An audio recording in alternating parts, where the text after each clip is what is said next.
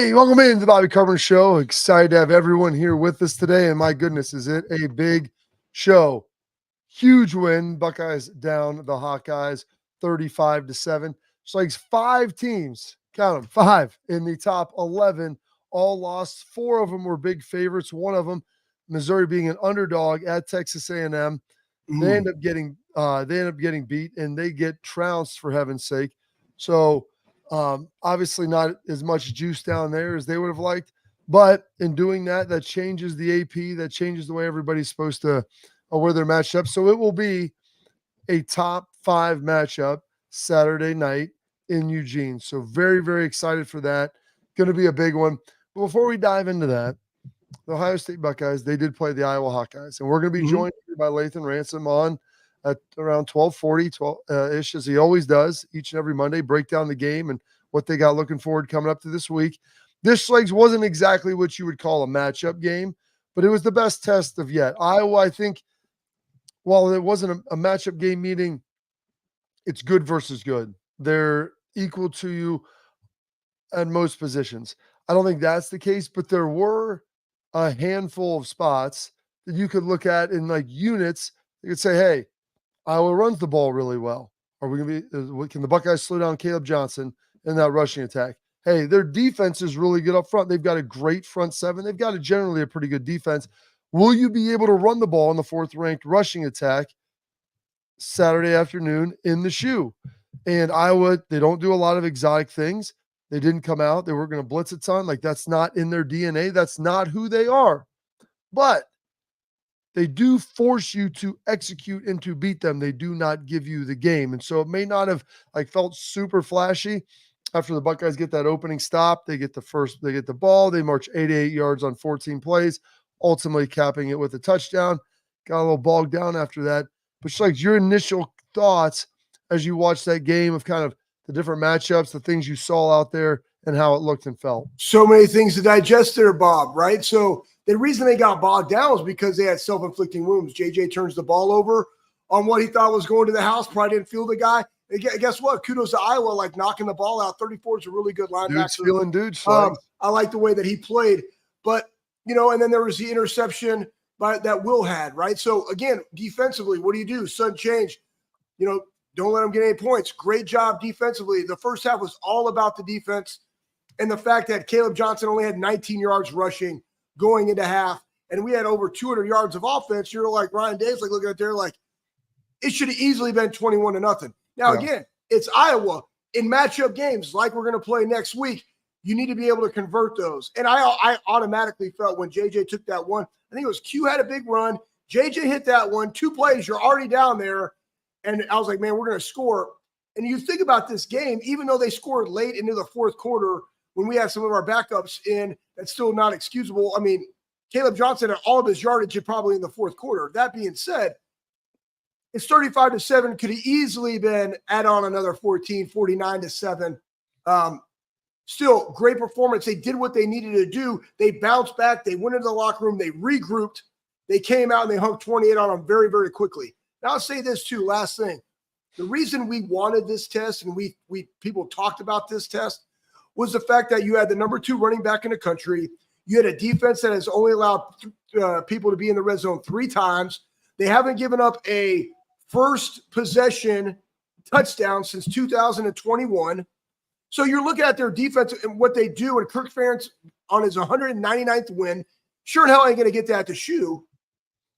But I really, truly felt it was of the Iowa that we saw in 2022, where everybody makes this big deal about them on the defensive side of the ball. Guys, listen, they are one-dimensional. They can only run it. You stop the run. The Buckeyes can do that at a high level now. We saw that. They play really, really fast. So it gives you confidence going into this week, having to go on the road to Eugene, Bob. It's pretty impressive. And talk about it, 203 yards rushing for a team that was in Ohio State that was going up against, I keep mentioning, the 4th-ranked rushing attack, defensive attack in the country. They were slowing down everyone. And Quinshot had 76. Trey had 61. On 40 carries, they rushed it for 5 yards a carry. You go back and look, even a couple of years ago when you beat them up, it was 20 rushes for like 60 yards. They were doing it through the air. They chose to execute on the ground. And there was a point, I think, in the first quarter, first half, where they were averaging about 9 yards a offensive play. Like there was utter dominance. And how about this? Jay Higgins, the middle linebacker from Iowa, really good player. He's an NFL caliber player, going to be a Sunday player, veteran guy, redshirt senior. And if you look at Iowa's defense and really look at all their starters, but their defense had only 3 non-senior starters, 3 juniors were starting. Their seniors, some of them were grad transfers, some of them were super seniors, 6th-year guys, redshirt seniors, 5th-year guys. They were an old veteran football team. They're physical and strong up front. So, did you see the stiff arm that Quinshon Judkins? Oh yeah, like this wasn't. And you and I have been there. And I'm always sympathetic to defensive guys. Like, look at this guy, he got trucked. I'm like, hey, guy's coming off a block. He's doing this. He's doing that. Jay Higgins had him in the hole, coming on an angle tackle, a play that you should be able to hit, get your head across, wrap up, get into his legs, get him to the ground. And Q just took him with that one arm and douche right to the ground. I mean, man, that was as exciting and as big a play as I think you were going to see in the run game. Yeah, I mean, it's funny because after the game, you're looking at Coach Bailey, texting me video evidence of pancakes and finishing dude finishers, right, from the tight end position, because I love that group and the way that they're blocking. But, it sets the tone, and you're seeing what we discussed, right? I mean, were there a couple of little issues on the offensive line this week? Sure. Like, you're going to look at them, you see them, and they see them, guys. Like, they know they want to be better. But, like, Seth being up to the second level, some of the stats that I got from Jimmy over there at the left tackle position where hasn't given up a pressure, no sacks, like his run blocking. I mean, he's been playing phenomenal. It only helps that you get Donnie back in there. A couple plays Donnie could have fit a little bit better. But, guys, they're getting to the second level. They're creating these holes, and our running backs are running physical with their shoulder pads, in front of their knees. Like, they are delivering blows. When you have guys staying in there, a Mecca like Will, they're not going out of bounds. They want to go inbounds. Now, Will, meaning Howard, you can slide on some of those, okay? They went out, he took a good pop from a kid. I think it was a safety. But the guys are running with a purpose. 40, dude. Well, not necessarily like how he was going, Rob. There's a time and a place, but I don't mind it. Trust me. But all I'm saying is this, guys. Our guys want physical. They want physical contact. They want hard yards. They want you to know that they're going to be there for 4 quarters. And that's the mindset that you want to see, because guess what? You're going to need it all coming up this next week in a matchup game. Yeah, it's going to be big, that matchup game. To me, it's 7-0. People talked about, slow start. Defense didn't start slow. Defense did they didn't. Wanted them to, and they stat stuffed. They did a pretty good job. I want to say on third down, Iowa was close to 40%, like 5 of 12 and 7 of 11 for the Buckeyes. Yeah, so good on offense. Defensively, if you could have caught them down to 4 out of 12, like you'd feel a little better about that. Or 5. And they had them too. They had opportunities too, Bob. Like they did exactly what we talked about. Get them behind the stick, stopping a run. Guy made a couple plays, you know what I mean? But like, you got to get off the field. You got to find a way to get off the field. That's probably the only bugaboo. Defensively, you could say that there was an issue with, because they locked them down for really the better part of 3 quarters. And then, Iowa gets the late touchdown. Okay, like you're starting to rotate guys through, and the game is already in hand at that point, well in hand. And the cover, Schlegel, was already in hand as well. So if you had your betting slip out, you felt good about it. But you talk about in the first minutes or the first quarter, first half, you had the turnover by Jeremiah Smith. You had the 4th down, lack of conversion on 4th and 1. That's the one that really bothers me. Yeah. Of everything why didn't you run it? Why didn't you run it? Right. Well, good. Tell me about it. I don't like to get on calls too much. Would have been better to have Trey or Quinshon in the backfield, have a zone read look or whatever, just to give some level of misdirection. But you have a 235-pound quarterback and offensive line that needs to dominate. You need to go get a long yard, but you could still ultimately go get it. And they didn't. And that right there was the only part of the game. I'm like, if you could have it back, I would want to have that back to be able to ultimately get it done. Because I know Will would probably like to have it back. And Donovan Jackson's been really good since he's been back. That was not his best play either. And so he would probably love to go back out there. Wasn't that out of the gun, Bob? It was out of the gun. Yeah, it was kind of a gun. Like it was kind of like inside zone with the quarterback or. But he was by himself, though. So I'm saying that's why I would almost prefer another running back to give you some level of misdirection, maybe a lead blocker. For a linebacker, that would have made it a little tougher. And we'll get into the linebackers because I thought both Sonny and Cody played really well, and there was some shade being thrown at some of those guys after the Michigan State game. Before we get to that, we want to get to this because I want to tell you about Export mouth guards. For the parents and athletes out there, protect what matters most with Export mouth guards. Yeah, Trusted buddy. by professional athletes, designed by NHL team dentists. Schlegel has them in right now. Export mouth guards are scientifically tested to absorb high impact hits, protecting both your teeth and your brain. Export mouth guards feature 3 layers of custom protection, patented use of carbon fiber. They 3D print these things to your smile so they fit like a glove for better protection, maximum comfort, clear communication, great performance. Focus on the game, not on your gear. Don't take chances with your safety. Parents, you want to get these for your kids. They work really well. We've got some. So visit exportguards.com/Bobby. Save 15% on Export. Protects what matters most. The most important guy you want to talk to today, Mr. Lathan Ransom, up here to give us a breakdown of what happened and what this week's going to look like here on the Bobby Carpenter Show. Well, how do they know I'm doing this? Did somebody leak this out? It's social media. Oh. That's the way social media works now. I thought maybe you were just running that yap.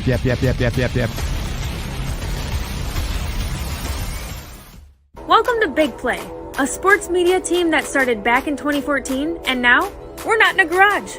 Look at us, incorporating some of Cleveland's favorite sports personalities, bringing you fun and compelling content from downtown Cleveland. Coming to you live from the shores of Lake Erie and Burke Lakefront Airport, join Team Big Play for all the best sports talk in Ohio.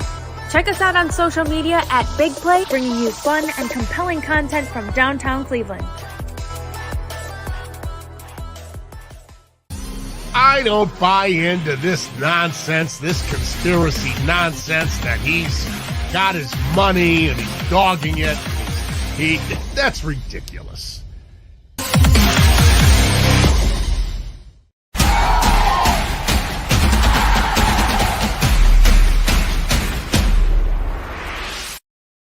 Welcome back into the Bobby Carpenter Show. And now on Mondays, we're joined by our guy, Mr. Lathan Ransom. And Lathan, you got to be feeling pretty good about that defensive performance you guys threw out there on Saturday afternoon. We wanted to accomplish all week. The emphasis was toughness. The most physical team's going to win. And I felt we went out there and displayed a great amount of toughness and really got us going and ready to go into this next week. Hey, I like that you talked about toughness, but I want you to talk about like right out the gate, right? You guys were just bullying them around up front. Guys were making tackles. You had 2 tackles with a TFL. I want to know, right, when you guys are going through there, what are you guys saying to each other on the sideline? Like, we got like, hey guys, like, let's go. It's going to be tough. Hey, we're there. Or I just want, not putting shade onto Iowa or anything like that. Right. But in a physical type game like this, Lathan, like you guys are coming downhill. What are you guys talking about? Yeah. So we talked about it kind of last week. The last couple of games, we really didn't start the way we wanted to, especially on the defensive side. Didn't start fast, didn't start as physical as we wanted to. And I think that was the emphasis going into this game. And you know, it helps having Tyleek back. In the first play of the game, Tyleek stuffs the O-line back and makes a big play. And, you know, that's contagious, and it really got the defense going. So the biggest emphasis was on, too, is, you know, the offense had a slower start. So the defense continues to talk to each other and really trying to motivate us to keep going. Like, the defense wins games like this, and we were excited for the challenge, especially, you know, them having a great defense, really trying to go out there and show that we feel that we're the best defense in the country. So it was an exciting game.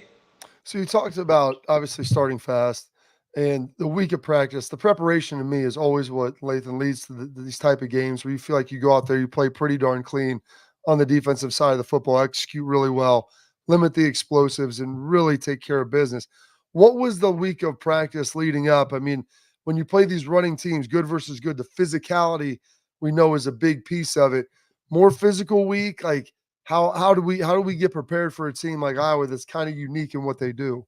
Yeah, so I feel that Coach Day all season has done a great job of having extremely physical practices. But like you said, just knowing that the type of scheme they was, we have scout periods and physical periods. Man, our scout team did a great job of giving us the looks. I'm pretty sure we had a lot of the two O line, a lot of running backs rotating in, showing us great looks, bringing a lot of physicality. And what was cool was on Tuesday, I don't think we practiced the way we wanted to practice, and Coach Day held us all accountable. Talked to the defense, the DBs, and I feel on Wednesday we went out there and really had a huge chip on our shoulder, had an extremely physical practice, and I feel like dominated the practice on Wednesday, which I feel like led us to perform the way we did on Saturday. Hey,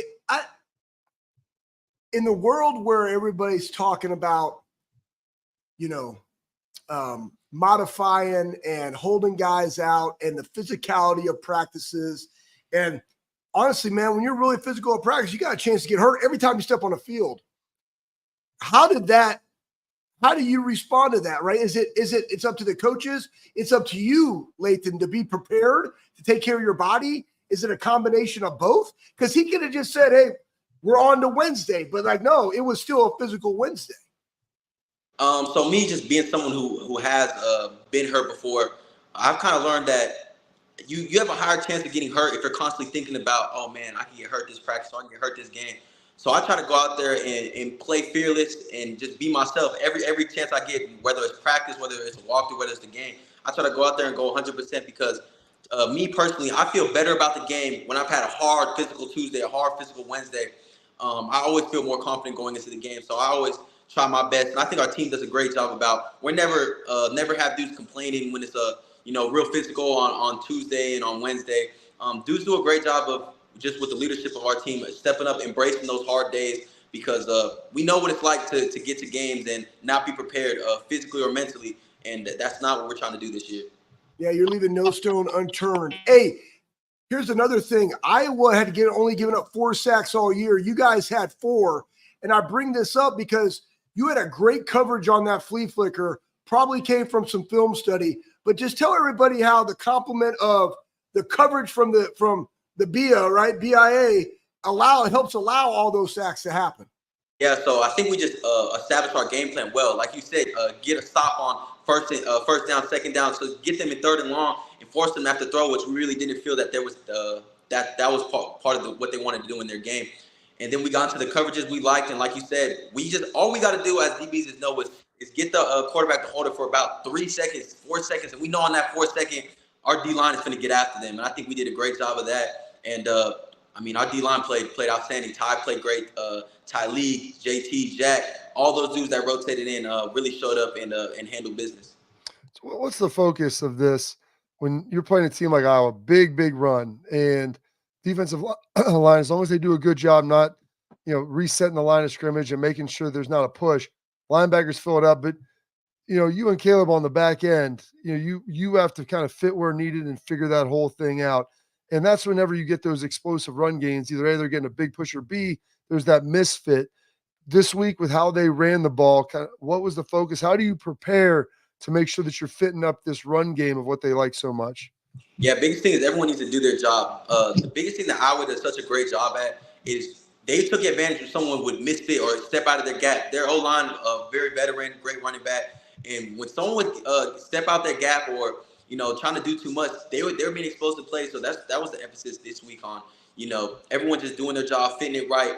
And then a big thing on when you hit is you need to just hit and go down. None of that hitting yardage. Basically, the hitting yardage is when someone goes to tackle and the running back ripping through and falling more for 2 or 3 yards. Those yards add up, and I think we did a great job of not letting that happen. And then the couple of explosive plays, obviously, we want back was just that, or either a missed tackle or just a misfit. So just continue to eliminate those. Yeah, it's great insight. Let's talk about those fits though, Lathan, because I don't think a lot of people understand. It's dependent upon what coverage that you're coming down in. What is the communication like? Because one back, you got tight ends, you got trips are running 12 personnel, 13 personnel, 11 maybe. Like, how are you guys communicating with the linebackers who played very, very well in this game? Say, hey, I'm down left, down right. Walk a normal person through. What does that look like and how that helps everybody play faster? Yeah, try to without trying to give too much of our Oh, yeah. Keep it. No, yeah. Where the front is set, depending on if me or Caleb are coming down, we're always communication, like we talked about last time. Probably the most important part of the game is me and Caleb. If we're coming down, I always have to let the linebackers know either, like you said, we're coming down, coming right, coming down left. And I think our linebackers do a great job, holding the skies as long as they can before shifting to what they're going to do. And I think just making sure that we're all on the same page it makes us fit so much faster. And like you said, I think they played great. I think the way that Cody, Arbel, Sonny flew around, man, just being from a back end. And there's a reason that me and Caleb only had 2 or 3 tackles. That's right. Outstanding. And when you have linebackers flying around playing the way they did, man, it's just nothing but excite you for the games that are to come. Absolutely. That's tremendous. So, hey, we're going to take a quick break here, talk a little bit more about Saturday, Oregon coming up, some of the other chaos that was happening in college football. Get Lathan's thoughts on that here next on the Bobby Carpenter Show.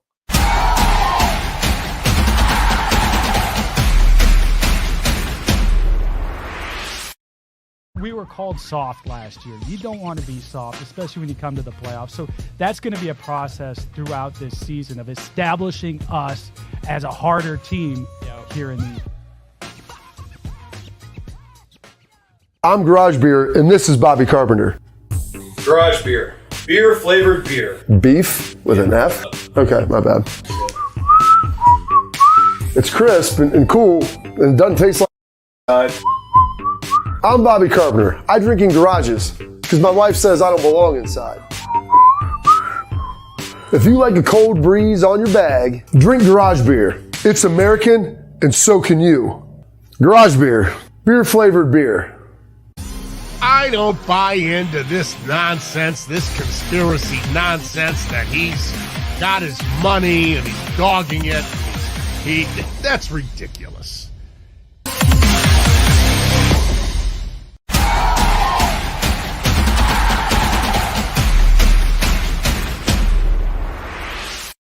Welcome back into the program, and here joined by Lathan Ransom once again on Mondays, doing a terrific job at safety for the Buckeyes and sharing a little wisdom and knowledge with us. And you guys played a 3:30 game, so not quite the noon slate, but you, I don't know, did the game feel as fast to you in the first half as it did to people watching with just the long drives and how all the running of the football? Yeah, that's what's funny. So the first game that felt fast was actually Michigan State when I think the second time our offense touched the ball, it was already the second quarter. So we kind of going into the Iowa game kind of expecting that. And like you said, when you face a team with an offense like that runs the ball so much, and obviously we do a great job of establishing the run, you know the clock's going to go by fast. That's why it's so important. Every time the defense steps on the field or every time you're on the field, you got to take advantage of those drives because those with there being less drives than there was, I think the year before, just with the new 2-man rule and stuff like that. Every drive matters and every play matters. So every time you step on the field, it's that much more important. Absolutely. I mean, offense, I think, had an 8-minute drive. You guys had a 3-and-out before that. Next thing you know, I'm looking up. I mean, the quarter was basically over. They wrapped that thing up in a hurry, and it was a pretty fast game. So you guys get done. You get out of there. I mean, it's not like 7:30, ish as you're wrapping up. And you see all the chaos. And like, I don't know how much, you're obviously not locked into it during the game or before, but 5 teams in the top 11 end up losing. Was that something you guys were aware of? And did you get a chance to kind of catch the end of any of those games or in the night games? Yeah, that was something we're definitely aware of. Got to see, the end of that Alabama game. Got to see some of the other games throughout the day. And it's just an emphasis, first of all, is that there's teams around the country are getting better with obviously due to the transfer portal and stuff like that. Is the teams that you think that were just the 5 teams that are always good every year, man, it's not just those 5 teams anymore. There's a lot more talent spread out around the country. And then also is that every game is a big game. Like going into this Iowa game, we emphasize that this was not no sleeper game. This was a big game going into this season. The rest of our season are all big games and important games. And to never overlook your opponent because, like you said, there's 5 of the top 10 teams went down the country, and it could be any team if you guys don't prepare right and take every game as serious as you should. Were you able? Well, you know what? Let's stay on that topic because I truly believe Ryan has done Coach Day has done a phenomenal job of keeping guys focused. And every week matters, right? And every practice matters, as you alluded to, from the Tuesday practice to the Wednesday practice. How is he able to keep the main thing? And that is focus on the mission that you have at hand on that day, every day leading into game day. Yeah, I think he just does a great job of emphasizing what's important and not looking far ahead. And I think not only he does a good job, but he makes sure, with the leadership committee, if you guys don't know, there's a leadership committee on our team, and Coach Day meets with us, and it's basically about 10, 15. How often? He tries to meet with us at least once and he meets with us and basically emphasizes that, first of all, we've been here before. I mean, being so senior heavy and so many older guys on the team, we know what it's like to have a trap game or have games maybe where you're looking ahead and you end up in a match and you end up looking ahead to maybe what you would think is a matchup game. And now you're in the game before that, struggling. So I think just emphasizing that play each play right now, play in the moment, don't look ahead, and emphasize that at practice, emphasize that in meetings, and then it leads to the games. And I think, the leadership and him do a great job of instituting that to the whole team. So, after the game, were you able to relax a little bit? What was the post game like here before you get ramped up for Oregon? Got to come to this season, so got to hang out with my pops a little bit. Nice. Yeah, so that was cool. One of my friends I grew up with, got to come down and hang out with him a little bit, and it was nice, to enjoy that time. Being a dude from the West Coast, my parents don't get to come to me again, so every time I see my family, I appreciate it, and so it was cool to hang out with him and enjoy that quality time. So, you said that you're from the West Coast. Did you? Are they going to be able to head out to Oregon this weekend? It's a little bit closer trip, but still a long flight from Phoenix or Tucson. Yeah, so we were torn going to this game because I always want them to come to home games. I get to hang out with them. In the away games, even though Oregon to be a great experience, I don't really get to see them that much. So I kind of told them, enjoy this game from home. But no, like you said, I can't wait to get out there back in the West Coast, man. I never got to actually visit Oregon, so this will be my first time being there at the stadium. And I heard it's a special environment. They got a great fan base, so it's going to be a great challenge. Let's talk a little bit about Oregon, man. You guys watched the film, right? Close the chapter, close the page, turn the page on Iowa. Now you got looking at Oregon, beat Michigan State, a team you just played the previous week. What are some early things that you're seeing from the Oregon Ducks? College football, you go from playing a team like Iowa who runs the ball 80% of the time to a team like Oregon that really spits the ball around. And I think, like you said, definitely, I think probably the most talented team we're going to face this year, face so far this year. Got a great receiving core, another big challenge for BIA, which we're extremely excited for. Got a great tight end. Their running back ran really hard against Michigan State, and he's looked really good all season. They got a veteran quarterback. I think this is his 6th year, so he's seen a lot of different coverages, a lot of different defenses, a lot of different disguises. So that's definitely probably going to be an emphasis for us going into this game. And then, like you said, a great head coach done a great job too over there at Oregon, and they get the ball around, they get it out fast. A team that doesn't huddle very often, so a little going to be more tempo, which we're going to have to prepare for. And another great challenge, man. And I saw they were ranked number 3, so number 2 against number 3. The reason you come to Ohio State is for games like this, man. So we're excited. I'm glad you said that because that is the reason. I mean, you love playing the other games and they're fun and it's all well and good. Iowa's a great test, but I mean, these matchup games, as you alluded to earlier, and this is why you come to Ohio State to play these big games, primetime events, nationally televised at night. And you played in a lot of games. Like you get a chance to play at Ohio State a lot, obviously in the shoe. It's loud. It can be raucous at night. Going out to Autzen, talk a little bit, and defense maybe isn't quite the same, but just regulating your emotions when you're in those difficult environments where, it's literally the 75 guys on the sideline, everybody else is against you. And there might be times where, you miss a tackle, they have an explosive gain, the offense, goes 3 and out, and all of a sudden it feels like they're kind of running downhill. It's loud, it's raucous. Like, how do you regulate your emotions through those difficult experiences? Yeah, that's something I definitely had to learn how to do when I first got here. But it's finding a way to just never get too high and never get too low. Really trying to just stay right in the middle and ride that wave the whole time, because there's going to be a lot of plays, a lot of great plays, and there's going to be some plays that you might give up. And I think just trying not to best just to stay in that moment, stay every play, because especially as a DB, you might give up a play or there might be a bad play. You got to have a short-term memory it's to be a great DB, because like you said, it's a long season, it's a lot of plays, and then like a game like this, most of them are going to be at a 10 from the jump. Yeah. So I think just doing a great job of, especially if one of my teammates gives up a play, if I give up a play, this, like we said, it's the brotherhood. So having your brothers back, hey man, next play is the most important play, and I think that's going to be the main focus going into this game. Absolutely. And lastly, before we let you out of here, being a West Coast guy, Tucson, Arizona. You know, you see guys through recruiting. I know a lot of those guys stay on the West Coast. Some come east like you.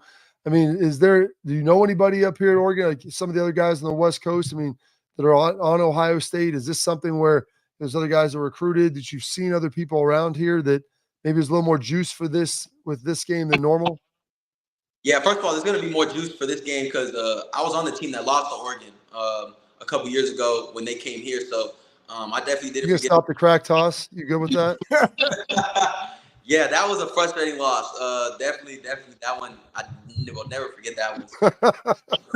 There'll be a lot, going to that game. And then also, like you said, being a West Coast dude, I don't know a lot of them players personally, but I know I done played against some of them dudes growing up. I done played with some of those dudes, on 7-on-7 teams. And it's so funny how the world works is when, dudes I never thought I'd probably play against, you end up playing against.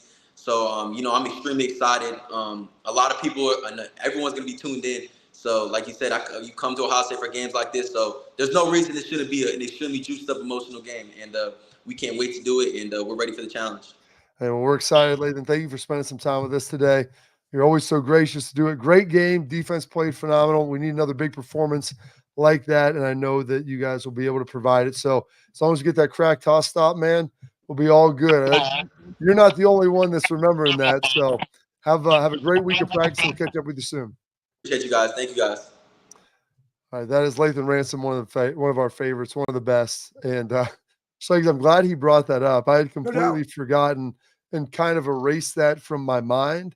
The crack toss experience from I think it's 2021. Was it 2021? Yeah, it was a bad day. Yeah, it was a terrible day. I think it was 35-21 score. They beat us by 14 or something like that. It was not what you wanted. I don't remember the score off the top of my head. So if anybody wants to comment. 35-28. We got it close, but we couldn't get a stop. I couldn't get a stop. Yeah. Nope. You're like, what are you doing? I think they had 3 explosive gains on the crack toss for like 40 plus yards. I mean, it was brutal. And just looking at Oregon, even last week for Michigan State, they threw a screen. There's some flaws, and I know we're going to get more into Oregon, but again, that's the thing, right? The big play, they got Michigan State on a screen that went for 60 yards or something, but Dylan Gabriel's also turning the ball over right now. Biggest thing is we just got to play with it ourselves because I'm very, very impressed with this Ohio State football team, Bob, after 5 weeks. Well, you should be, Schlegel. I mean, I know. They do a great job. So, all right, well, we're going to put a pin in that. We got our headlines coming up next, Schlegel. We'll dive into some of the biggest stories around 5 of the top 11 going down. Also, some other news coming out of Ohio State. And I'll tell you this, we're getting to this as well. Former teammate of mine, Schlegel, you missed him briefly, had some great perspective as to Coach Ryan Day. When you start talking about great coaches now and who's at the top in college football, a lot of people losing this last weekend. A lot of people have won, but maybe they struggle with their rival. Find out what that is here next on the Bobby Carpenter Show.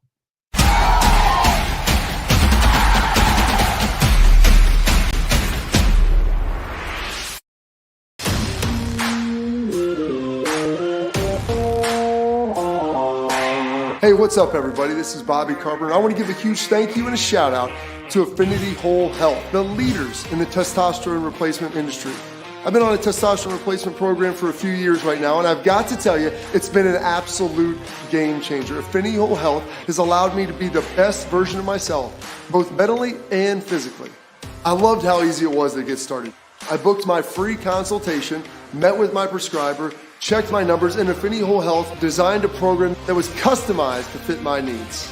So I'm telling you guys, if you have low energy, you want to get rid of that spare tire around the waist or take it to the next level in the bedroom, Affinity Whole Health is the place to get started. So don't wait any longer. 5 minutes of your time, book your free consultation. You're going to love the way you feel.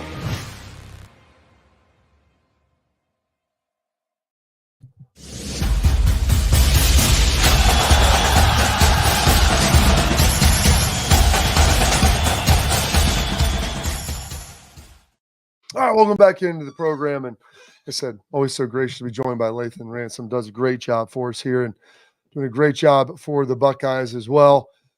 It's like Ohio State, Ryan Day has done a great job. He has not lost the conference game to anyone else outside of Michigan. He's lost 3 conference games during his tenure at Ohio State. It has been absolutely tremendous. And before we get into our headlines, Schlegs, I want to remind you that Affinity Whole Health sponsors headlines. They do a great job for us. I've been a patient there for the last 7 years. They offer personalized treatment plans to help people feel better. Whether you are struggling with weight loss, low energy, muscle loss, poor sleep, they help you with all of it. They do such a great job. Affinity Whole Health, they provide expert guidance to support you and help you safely reach your health goals. They've got Ohio covered wherever you're at. Cleveland, Columbus. They're also in Indy. They're up in Chicago. I tell you where they're at, because once you go there, they ship the supplies directly to you, and you can be as involved or just hang out at your house and use your treatments there if you want. So go check them out at affinityWholeHealth.com for your free consultation today. All right. So with that, Ryan Day's been fantastic. 3 losses to Michigan. That stings. Kirby Smart, people love him at Georgia. Got beat up by Alabama in the first half. They come back, still fall short. They've climbed up the rankings because they've won. He's won a couple of national championships there and been really stinking good, even though they struggle running the football a little bit right now. If we can toss this up here, former teammate of mine, 𝗟𝗜𝗓𝗘, very passionate Buckeye, from the Youngstown, Warren area, loves Ohio State as much as anything. And I always get upset, like this team, getting to know these guys like Schlegel, they play really stinking hard. Yeah, and they practice really hard. You get to see the physicality.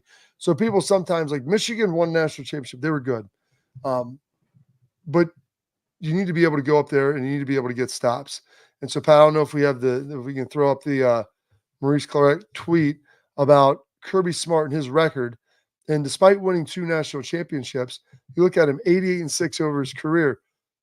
There's 6 losses to our Schlegs. Yeah, Alabama. Yeah, his former mentor. And 5 of them were to Nick Saban, now 1 to Kalen DeBoer.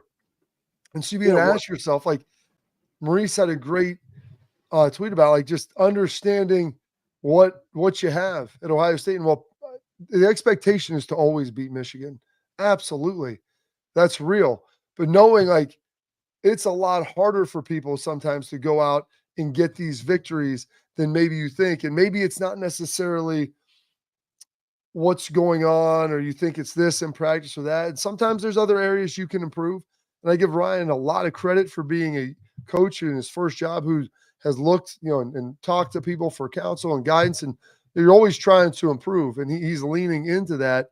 And honestly, Maurice, like, people make a lot of blanket statements, Schlegs, on social media, especially for some former players who may not be as around or involved. And in doing that, like, it's disingenuous because they think they know what it is, but they don't really know why it's that way. Yeah. And so Maurice has been back around the program a lot more.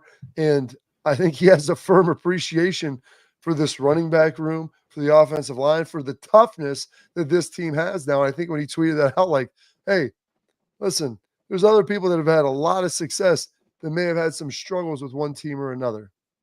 Yeah, and I'll just type it in there. I mean, he's 61-8, so he's 61 divided by 69 is 88% winning percentage. Yeah, 16-6 versus top 25 teams.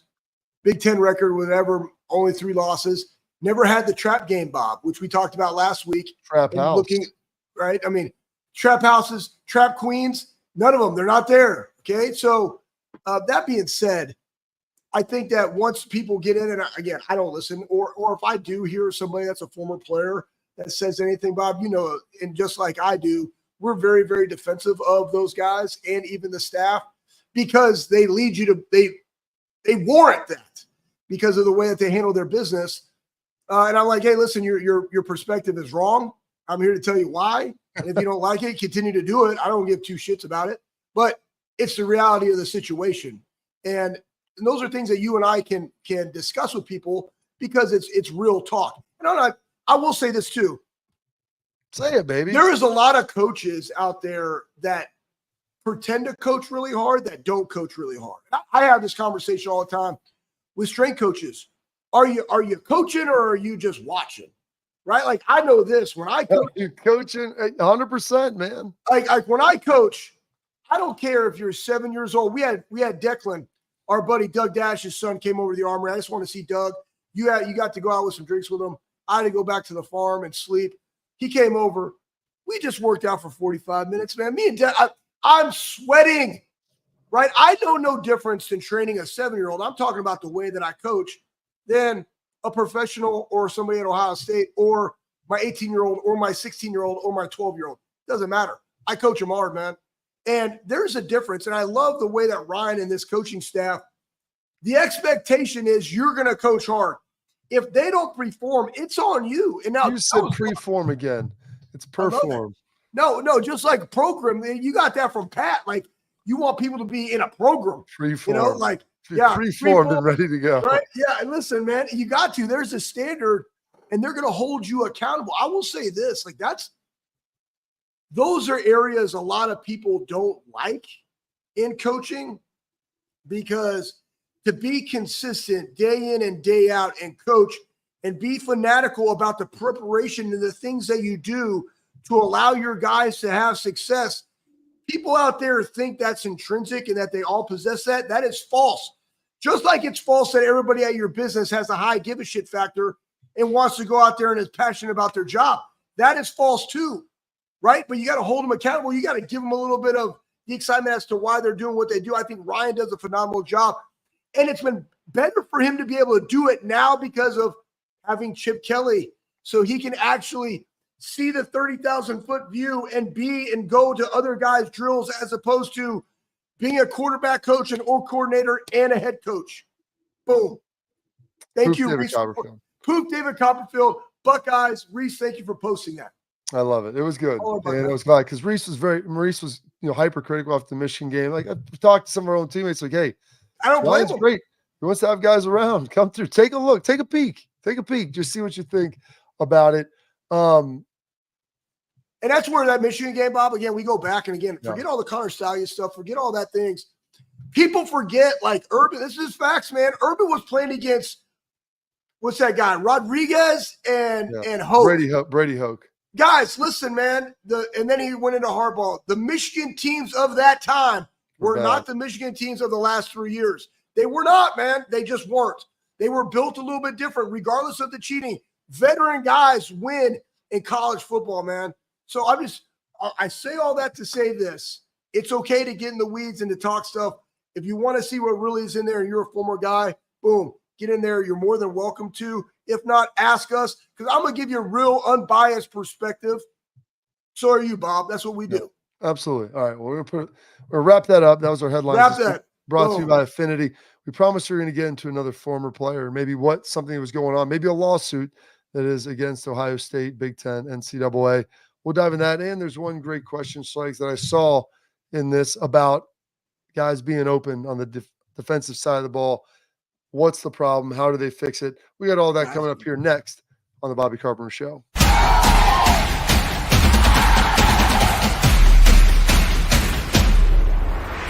We were called soft last year. You don't want to be soft, especially when you come to the playoffs. So that's going to be a process throughout this season of establishing us as a harder team here in the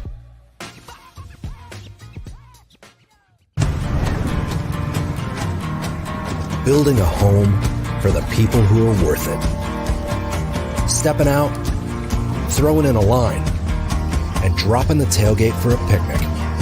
And finding far-off campsites with the people you're closest to. Upgrade your truck, Jeep, or Bronco with over 1 million parts and accessories. And bring your truck to life. Real Truck. I don't buy into this nonsense, this conspiracy nonsense that he's got his money and he's dogging it. That's ridiculous.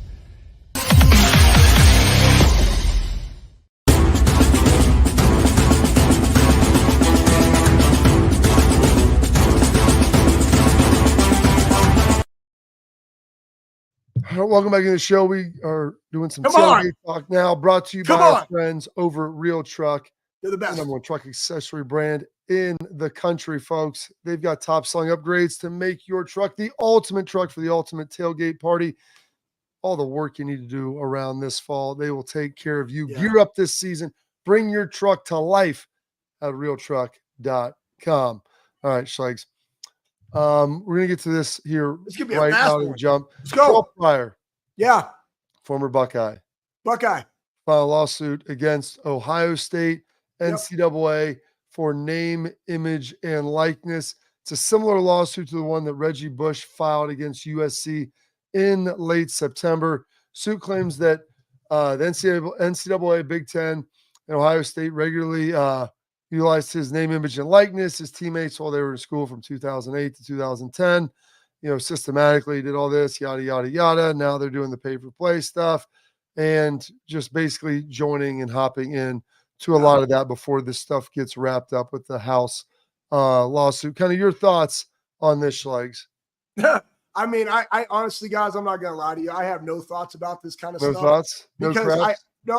I don't know him. And Bob, you probably know my last impression of 𝗟𝗏𝗘 Pryor. It was a great one. Well, it was amazing. It was amazing to coach him. Yeah, so don't worry about it. But here's the thing that I have. Like, I'm not gonna know. I don't know what people's motives. Guys, we all know this, man. Back in the day, there was no such thing. They used all of our name, image, likeness in some kind of capacity to promote Honda or to promote whatever. The thing that's going to come down is, when does it stop, right? Because I'm sure it happened in the 90s. I'm sure it happened in the 80s and the set. Like, where does it stop? I don't know. Hey, man, we just missed by a hot minute. Like, damn. Well, like, what are you going to do? Like, are you just out there hoping for some free money? I don't, man. So I'm whatever. Great that he's doing it. Like, hop in there. But I don't know what's going to come out of it, Bob. So, yeah, get yours. Like, I get yours. I get it. Like, but like, I just don't know. I know they're working through all this stuff right now. I mean, they had the crap, man. Braxton Miller just went to the Hall of Fame, bro. Like, yeah. I was telling somebody about NIL, and I said, listen, man, the dude was number 5. They stole a crap ton of 5s, right? But like, even the 7s of the world with Teddy, wasn't Galloway 7? Yeah. Right. So like, who does the 7 go to? Right? Is it the guy of the year? Right. And then they came out with the 1 and 15. Right. Braxton switched to the 1 and Zeke was 15. Right. That was cool. But like, is that because of the year or is it because of Zeke? Again, we don't know. But that's what this kind of is over, guys. I'm just letting you know. Absolutely. All right. Well, we'll get to some of the fans' questions tomorrow. We're short on time. I want that. They're saying defensive people. They're saying defensive people were open up. Well, in the middle, we'll talk about structurally why that is the case of the type of defense Ohio State plays. We'll get into that because it's a really good answer. We're going to Bill Bender on tomorrow. Chris Plank, I think, is going to join us on Wednesday. Schlegel, huge show right there. Preview a little bit of Red River and what was going on. He's radio for Oklahoma. And then trying to get our guy, Jeff Schwartz, who was with us earlier, on for Thursday, because you know where he went to school, Schlegel? School at Oregon. Yeah. So he'll be there as well. So we'll wrap the show here coming up next. Bobby Carpenter Show.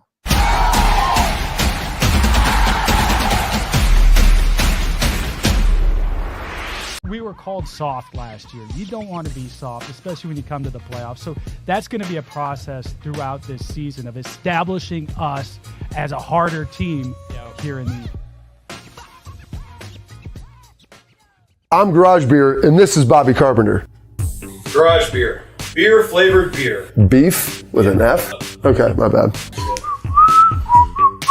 It's crisp and cool, and it doesn't taste like. I'm Bobby Carpenter. I drink in garages because my wife says I don't belong inside. If you like a cold breeze on your bag, drink Garage Beer. It's American, and so can you. Garage Beer. Beer flavored beer. I don't buy into this nonsense, this conspiracy nonsense that he's got his money and he's dogging it. That's ridiculous.